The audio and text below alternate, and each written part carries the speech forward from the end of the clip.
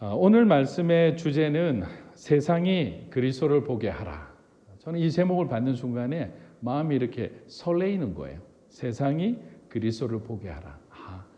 이렇게 살아야 되겠구나. 왜냐하면 우리가 지난주 마태복음 5장 16절을 통해서 세상 사람들에게 효과적으로 복음을 전하기 위해서는 우리의 삶이 보여져야 된다고 그렇게 말씀을 드렸습니다. 가장 위험한 크리스찬들은 보여지지 않는, 느껴지지 않는 그리스도인들이에요. 아니, 그리스도인이라면 반드시 우리에게는 예수님의 향기가 전해져야 되고 정말 세상의 빛처럼 소금처럼 살아가면서 믿지 않는 자들이 궁금해하는 그런 삶을 살아야 되는데, 그렇게 보여지지 않는다면 우리는 어느 순간에 아무런 의미 없는 그런 존재로 세상보다 더 못한 그런 삶을 살아가고 있을 수도 있다는 겁니다. 그래서 복음의 아이콘이 된다는 것은 실제로 예수님의 가르침대로 우리가 살아낼 때 그러한 모습을 통해서 많은 사람에게 선한 영향력을 끼치게 되는 것입니다. 그런데 우리가 서로 사랑하라, 용서하라, 하나 되라는 이 말씀을 사실 신앙생활하면서 때로는 너무 지겹도록 들어요. 그런데 우리가 그렇게 산재물로 드려지는 삶을 살지는 않는 것 같아요.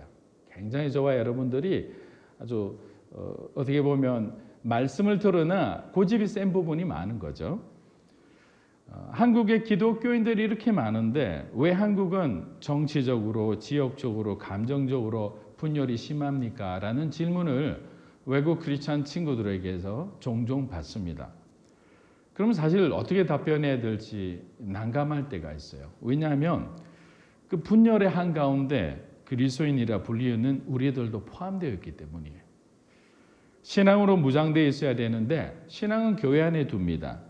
그리고 어느새 우리 자신의 신념, 어떤 우리가 추구하고자 하는 우리 집단의 이익, 그리고 내가 경험한 조그만 그 경험을 앞세워서 하나님의 소리가 아니라 우리는 세상의 소리의 대변인이 되어가고 있는 거예요. 우리 자신도 모르게.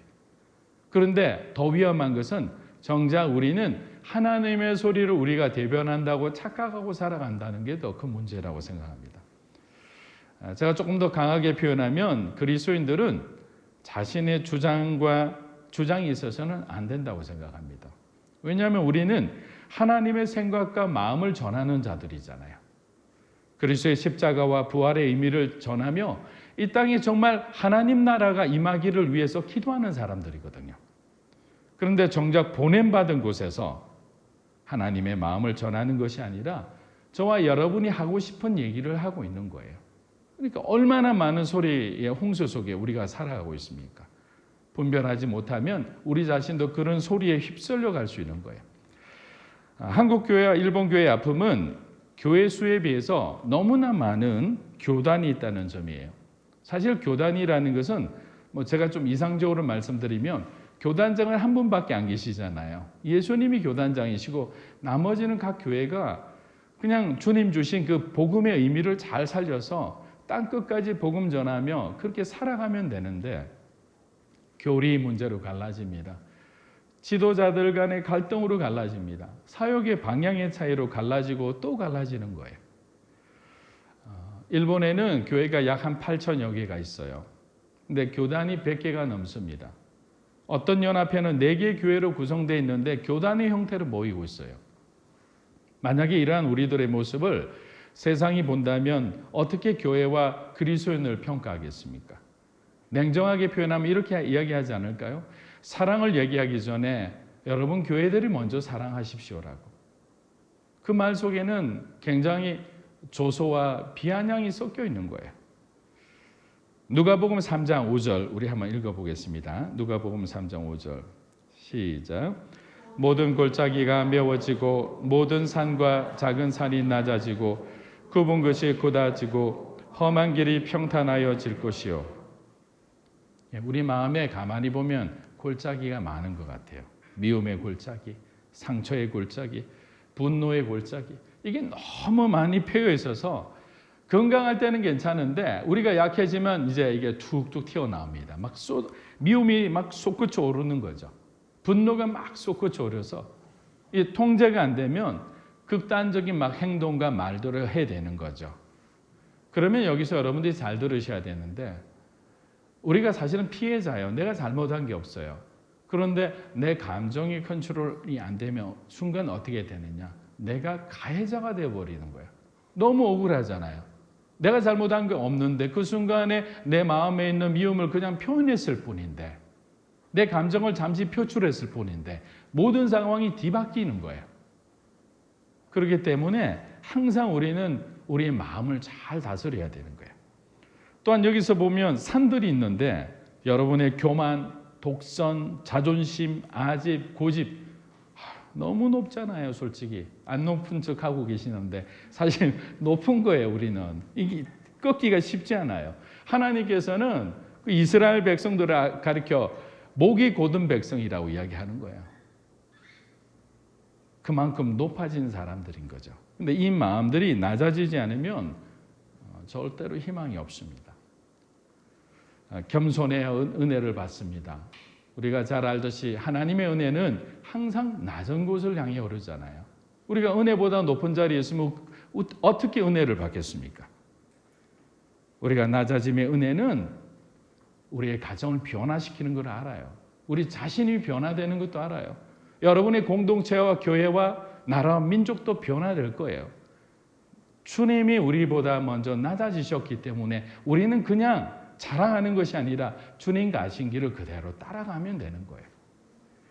한국 교회에 선한 영향력을 끼치는 한 목사님의 그 설교를 듣던 중 마음에 감동이 있는 부분이 있어서 여러분과 좀 나누고자 합니다. 이 목사님의 누님이 남미에 있는 한 국가의 선교사로 가신 것 같아요. 그래서 이제 교인들과 선교사님 응원할 겸 이제 아우리치를 간 거죠. 근데 그곳이 해발 3,000m가 넘는 고산 지역이라 도착하자마자 그냥 숨이 턱턱 막히기 시작하는 거죠. 호텔도 뭐 좋은 호텔이 없죠. 근데 고산병 정세가 또 나타나기 시작하니까 사역하는 기간 내내 한국으로 돌아가고 싶은 생각만 들었대요. 한국은 너무나 편하니까. 원주민들 방문하고 저녁에 집회를 가지면서 겉으로는 은혜 충만한 척, 뭐 성령 충만한 척 그렇게 열심히 섬기셨는데 호텔에 돌아오면 집에 언제 가나 그런 생각만 했대요. 누님이 섬기는 선교지인데도. 그리고 마침내 사역 일정을 모두 마무리하고 돌아가는데 아니 그렇게 마음이 홀가분하고 좋더랍니다. 그리고 짐을 챙긴 후 집으로 가는 봉고차를 타는데 뒤에서 손을 흔들면서 배웅하는 누나와 매형 선교사의 환한 얼굴을 보는데 왈칵 눈물이 쏟아지더랍니다. 누나와 매형은 힘들지 않아서 저렇게 웃는 것일까? 호흡 곤란 정세가 내게만 있고 이곳의 사역자들은 느끼지 못하는 것일까? 하나님, 저는 가짜입니다. 저는 가짜 목사입니다. 많은 청중들 앞에서 뜨거운 열정으로 설교하고 강의하고 그리스도를 선포했지만 적어도 그곳에서는 저는 주님을 닮지 않았고 주님을 보여주지 못했습니다. 라고 고백한 거예요.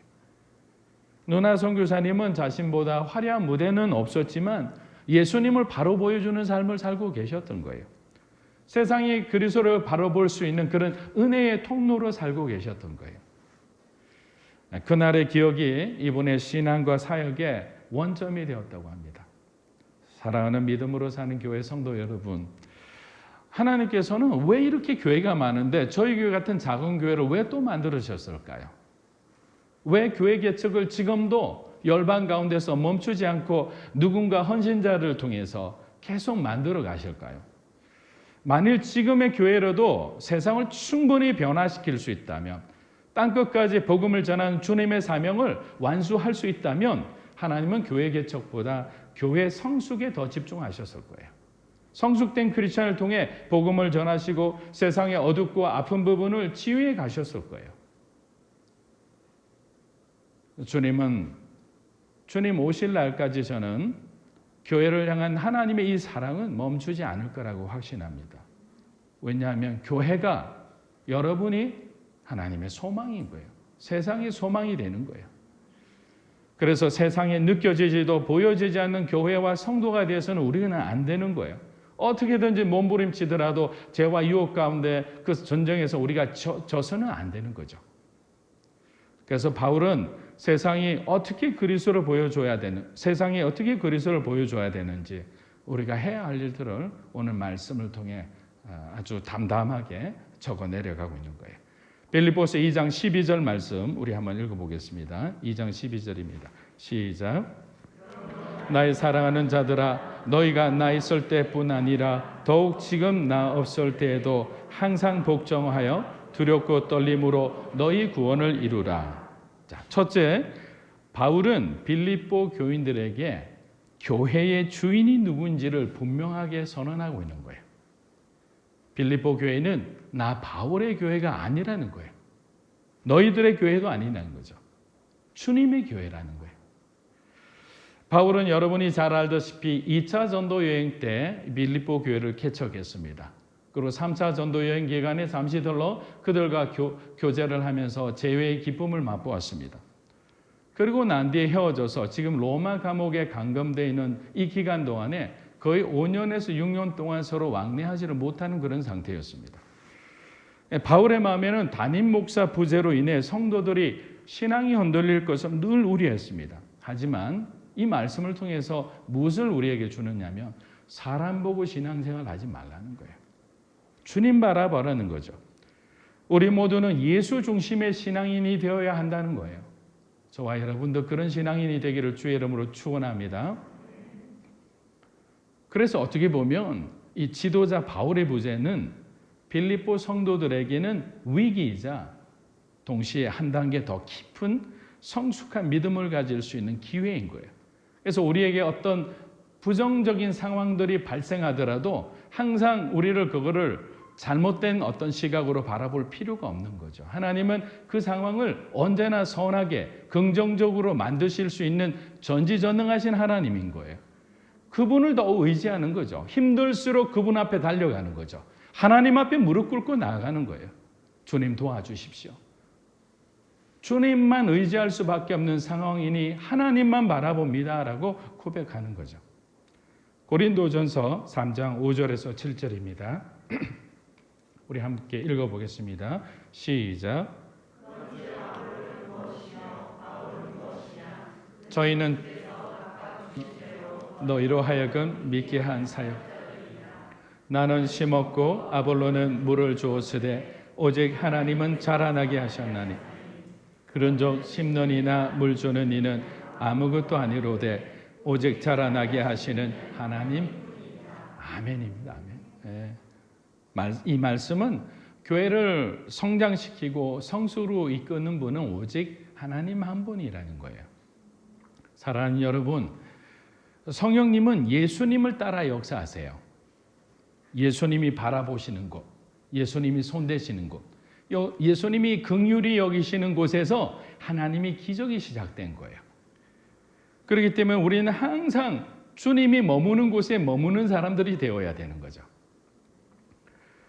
두 번째는 너희 구원을 이루라라는 부분이 있는데 여기서 구원은 예수님 영접할 때 얻는 그 칭의적 구원이 아니에요. 한번 구원받으면 영원한 거잖아요. 그런데 여기서 말하는 것은 우리의 신앙적 삶 속에서의 구원을 이야기하는 거죠. 삶의 변화를 이야기하는 거죠. 예수를 믿음으로 구원받은 빌립보 교인들아, 이제는 너희가 두렵고 떨리는 마음으로 복음에 합당한 실제 삶 속에서 구원을 받아라. 그리고 너의 구원받은 삶을 통해 많은 사람들이 선한 영향력을 받게 하라는 거죠. 예수를 궁금하게 하라. 예수를 보여줘서 그들이 예수를 믿을 수 있는 그런 구원의 통로로 너희가 쓰임받아라는 것이 이 지금 말하는 너희 구원을 이루라라는 말씀인 거죠.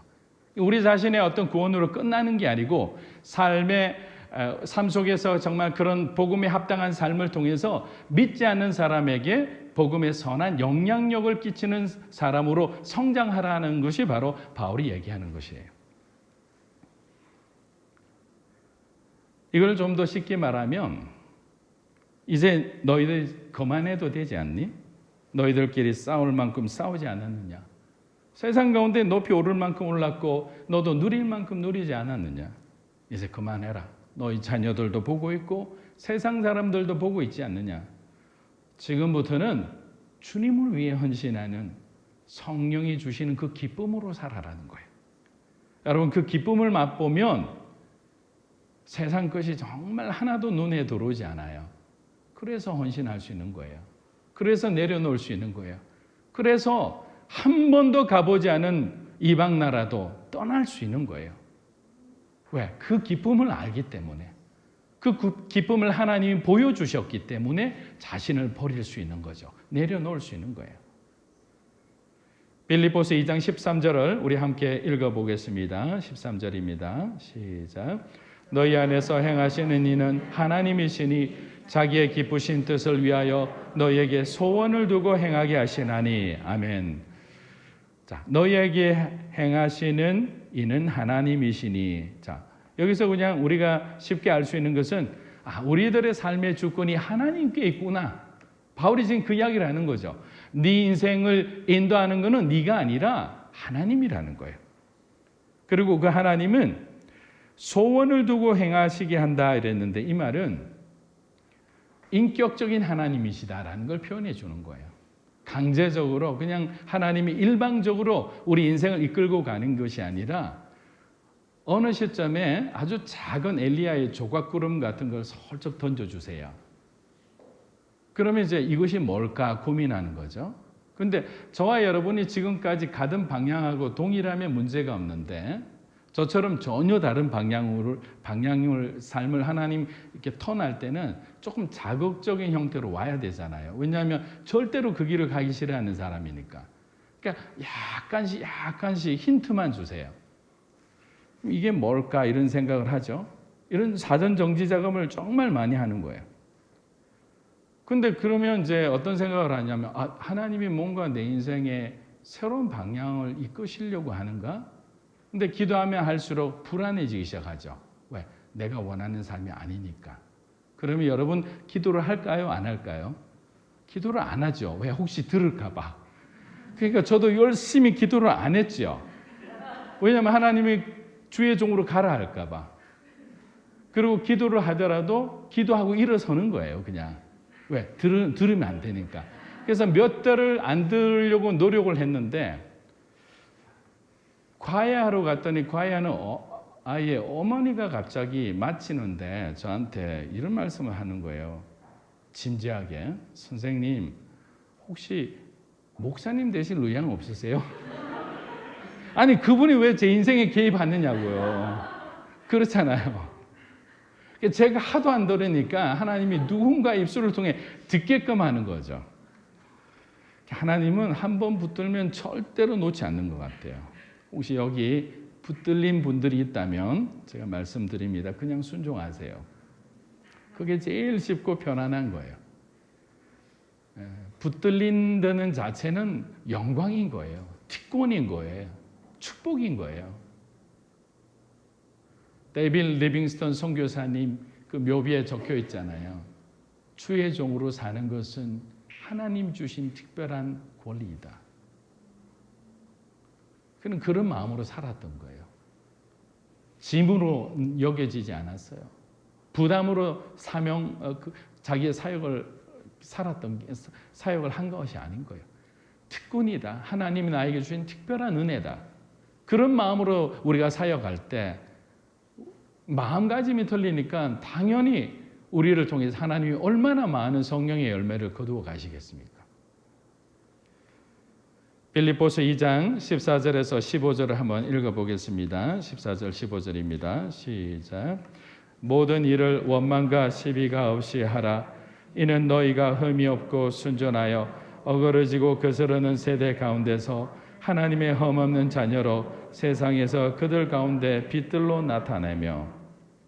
자, 원망이라는 것은 여기서 말하는 것은 끊임없이 불평하는 마음과 태도입니다. 영어로는 complain이라고 표현되어 있지만 원어로는 끊임없이 모든 일에 매사에 감사와 만족이 없는 상태예요.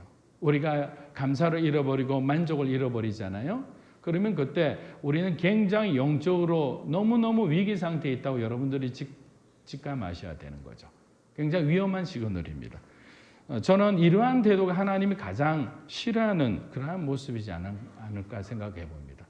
왜냐하면 광야 시대에 이렇게 불평불만한 사람을 하나님은 땅이 꺼지게 해서 그들을 완전히 그냥 몰살시키시거든요. 시키셨거든요. 그리고 여기서 시비는 뭐냐면 악한 생각으로부터 오는 논쟁이라는 거예요. 중요한 것은 악한 의도가 있다는 거예요. 우리가 건강한 논쟁은 좋은 거죠. 왜냐하면 좋은 결론을 만들어갈 때는 자신의 이야기들 충분히 우리는 토의하고 토론할 수 있는 거예요. 근데 여기서 안 좋은 것은 뭐냐면 동기가 악하다. 즉 상대방에게 어떤 해를 끼칠 목적으로 계속적으로 트집 잡는 거예요. 어떤 사역자의 어떤 뒷담화를 하면서 계속 트집을 잡습니다. 어떤 열심히 일하는 집사님의 어떤 님이 너무나 이렇게 주목받은 게 그것이 시기가 나니까 계속 또 이렇게 트집을 잡는 거예요.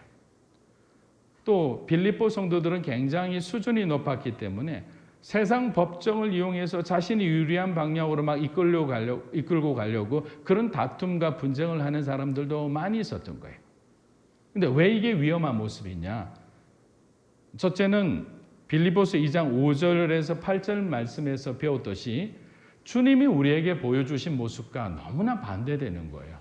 예수님이 보여주신 모습은 뭡니까? 철저한 자기를 비우시는 정말 겸손의 모습을 보여주신 거예요.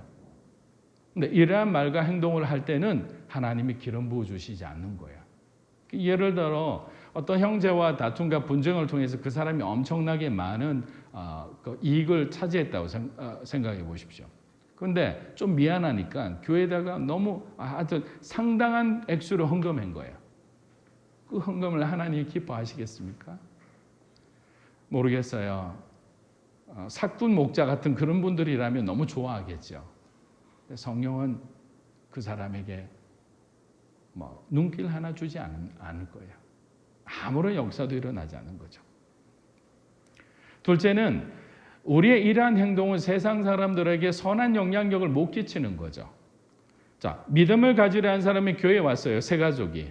아니면 신앙을 잠시 잃어버렸다가 다시 회복해서 교회를 다니는데 아니 교회에 오니까 목회자와 성도가 다퉈요. 성도가 성도들끼리 다투고 계속 불평하고 뒤에서 비방하는 모습을 보니까 교회 다니는 마음이 그냥 싹 사라지는 거죠. 세상에서 보기 싫어했던 모습을 교회에서도 보니까 어떤 마음일까요? 난 그냥 세상에서 돈 벌고 잘 살면 되겠다. 그냥 떠나는 거예요. 저도 제 주변에 보면 부족한 목회자들 때문에 실족한 분들, 성도들과 다투고 교회를 다니지 않는 분들, 정말 이런저런 인간적인 이유로 교회를 떠나서 교회 밖에서 방황하고 있는 분이 너무나 많아요. 근데 저는 오늘 그분들에게도 이런 조언을 드리고 싶어요. 우리는 길을 보고 걸어야지 사람 보고 가다가는 길을 잃어버릴 수 있다는 거예요. 세상에 많은 길이 있잖아요. 그런데 진리의 길은 하나밖에 없어요. 근데 그 길을 걸어가는 사람들 여러분 좌우에 이렇게 둘러보십시오. 지금 보라는 건 아니고요. 둘러보시면 어떻냐. 너무나 별의별 다양한 사람들이 다 있어요. 저 사람 정말 구원받으면 안 되는데 하는 사람도 같은 길을 걸어가고 있고 교회에서 예배 드리는 거예요. 구원의 기준은 잘 몰라요. 하나님만이 아실 거예요. 천국에 가면 세 가지 놀란다고 그러죠. 나 같은 죄인이 구원받은 거, 여러분 담임 목사님이 안 계신 거, 그리고 정말 구원받으면 안 되는 그 사람이 앉아 있는 거. 우스갯소리로 이런 말이 있지만 이 말은 구원에 대해서는 아무도 모르는 거예요. 가봐야 아는 거예요. 겉으로 보여지는 게 다가 아닌 거죠. 강단에서 아니면 여러분들이 정말 신앙 좋은 집사로 이렇게 다 칭찬받지만 여러분의 뒤에 생활은 모르는 거잖아요. 하나님은 알고 계시는 거예요. 그래서 우리는 항상 선줄로 알며 넘어질까 두려워하는 그런 하나님을 경외하는 마음으로 살아야 되는 거죠. 갑자기 자신이 걸어가는 길에 회의를 느낍니다. 이런 사람들은 가다 보면 사람 보니까. 그리고 멈춘 다음에 다른 길을 묵상하는 거예요. 그러면 안 돼요. 왜냐하면 중요한 것은 사람이 아니라 길인 거예요. 길 대신 진리 대신 주님을 보고 가야지 사람 보고 가다가는 자기가 영원히 잘못된 길을 선택해서 자신이 스스로 선택한 그 잘못된 운명을 책임지고 살아야 되잖아요. 구원 못 받으면 어떡합니까? 그렇기 때문에 우리들의 영원한 생명의 길 대신 우리 주님을 끝까지 바라보고 가는 저와 여러분이 되기를 주의 이름으로 축복합니다. 마지막으로 빌립보서 2장 16절에서 17절 우리 한번 읽어보겠습니다. 시작. 말씀을 밝혀 나의 다름질이 헛되지 아니하고 수고도 헛되지 아니하므로 그리스도의 날에 내가 자랑할 것이 있게 하려 함이라. 만일 너희 믿음의 재물과 섬김 위에 내가 나를 전제로 드릴지라도 나는 기뻐하고 너희 무리와 함께 기뻐하리니. 자, 16절에 바울은 교회의 선교적 사명의 일환으로 생명의 말씀을 밝히라고 합니다. 이것을 좀 찾아봤더니 이 두 가지 동작을 동시에 나타내더라고요. 첫째는 횃불을 꽉 움켜쥐고 그리고 앞으로 내밀다 이런 뜻이에요. 자, 그러면 횃불대는 말씀을 너희가 굳게 붙들라라는 거예요. 처음에는 말씀을 붙들라. 어떤 고난이 오더라도 어떤 상황 가운데서도 너희는 하나님의 말씀을 붙들라. 그리고 말씀을 붙드는 것으로 끝나지 않고 뭐라고 했죠? 내밀으라 했는데 내미는 건 뭐죠? 선포하라. 주의 말씀을 전하라. 너희가 구원받는 것으로 끝이 나는 것이 아니라 하나님의 말씀을 붙들었으면 전하는 삶을 살아라는 거죠. 왜? 우리가 전하는 것은 말씀이지만 말씀 자체는 뭡니까? 생명이잖아요. 결국 저와 여러분은 그리스도의 생명을 전하는 자의 삶을 살아가는 거죠. 바울 사도는 그렇게 얘기하는 거죠. 우리는 그리스도의 생명을 전하는 자의 삶을 살아야 한다. 우리를 통해 그리스도가 보여져야 된다. 세상 사람들이 그리스도를 바라보고 그들의 삶을 이제는 다 중단하고 포기하고 내려놓고 주님의 백성이 되어야 되지 않느냐. 그러면서 16절에 이런 말씀을 합니다. 나의 다름질이 헛되지 아니하고 수고도 헛되지 아니하므로 그리스도의 날에 내가 자랑할 것이 있게 하려 함이라라고 기록되어 있습니다. 이 말씀을 보면 이제 사도행전이나 다역 우리가 병행해서 보다 보면 마음이 찡해요. 왜냐하면 바울은 정말 최선을 다해 살았던 사람이거든요. 정말 본인이 예수 믿는 자를 핍박한 만큼 하나님께서는 그의 사역을 통해서 그 고통을 느끼게 해주신 거예요. 복수하신 게 아니라 복음이 그만큼 소중하다는 것을 보여주시는 거예요. 몸으로 받으면서 정신적으로 스트레스 받으면서 빌립보에서만 유일하게 사도에 대한 자기 사도권을 변호하지 않아요. 나머지는 다 사도에 대한 사도권에 대한 분쟁이 너무나 많아서 나 사도된 바울은 빌립보는 없잖아요. 왜? 빌립보 교회 성도와 바울은 한 몸이었기 때문이에요. 그런 걸 시비할 그런 어떤 이유가 없었던 그런 아름다운 동역의 관계였던 거예요. 그런데 그런 동역의 관계에 있던 바울이 그렇게 사랑하는 우리 교인들이 신앙에서 이탈하기 시작하자 어떤 마음입니까? 부모님들이 여러분 자녀들이 신앙생활 잘하다가 고등학교 때 갑자기 고3 돼서 공부하다가 공부는 잘했는데 대학은 좋은 대학 갔는데 중요한 건 신앙은 잃어버렸어요. 그 1년간의 시간 동안에. 그래서 저는 감히 말씀드립니다. 어떤 중요한 시간일수록 하나님 앞에 여러분의 시간을 더 구별하여 드리세요. 여러분 자녀들도 마찬가지예요. 하나님 다 보고 계시고 기억하고 계시거든요. 그런데 그 시간이 아까운 거죠. 단어 하나 더 외울 수 있다고 생각하잖아요. 여러분의 지혜로 단어를 한두 개 외워서 나중에 외운 거 절반밖에 기억 못한다고 생각해 보세요. 누가 외우게 해주나요? 누가 지혜를 주셨나요? 누가 우리에게 기억력을 주셨나요? 그 수학 문제를 풀어갈 수 있는 원리를 누가 가르쳐 주셨나요? 학원 선생님이십니까? 하나님이시잖아요. 그걸 알고 있으면 그렇게 보내야 되는 거죠. 인류대학 가면 좋다. 그러나 인류대학 가는 목적이 뭔지를 가르쳐주고 그러면 그런 좋은 대학에 가려면 네가 최선을 다하는 것도 중요하지만 먼저 네가 하나님 앞에 은혜 받은 자의 삶을 살아라. 지금은 뭔가 이렇게 할 수 있겠지만 나중에 세상 가운데서는 너희가 하나님이 주시는 은혜로 걔네들이 살아가는 거잖아요. 우리 아이들이 그 말씀 붙들고 이겨내는 거잖아요. 그런데 우리는 그 부분을 놓치고 있는 경우가 많은 거죠. 바울은 보기에는 그런 거죠. 신앙생활 잘하는 것처럼 보입니다. 세상 가운데 굉장히 어떤 영향력 있는 위치에 있는 사람들이 많아요. 빌립보 교회 사람들은. 그래서 빌립보 성도라면 아마 빌립보 그 성 안에서도 굉장히 영향력 있는 사람들이었을 거예요. 발언권이 강했을 거예요.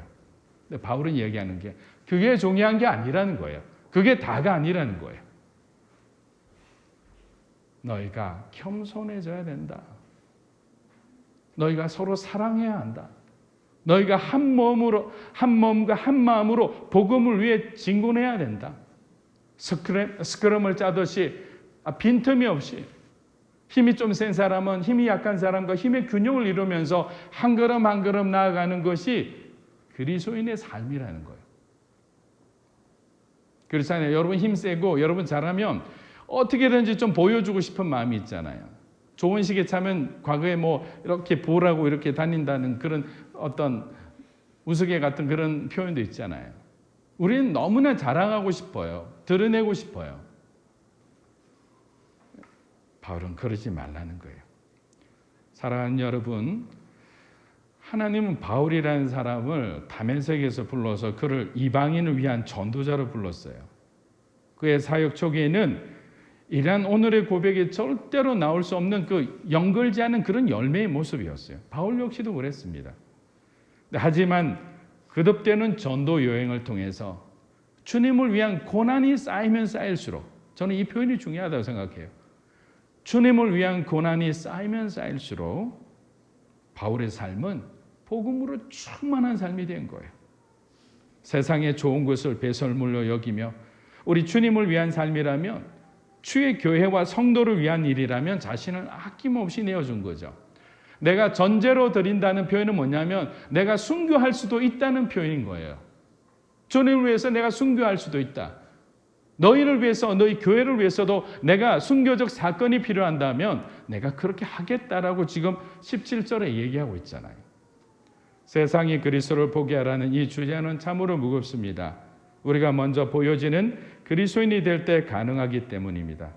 하지만 이 또한 우리가 하는 것이 아님을 잘 알기에 우리들의 작은 순종을 통해서 예수님이 보여지는 삶을 살아가는 저와 여러분이 되기를 주의 이름으로 축원합니다.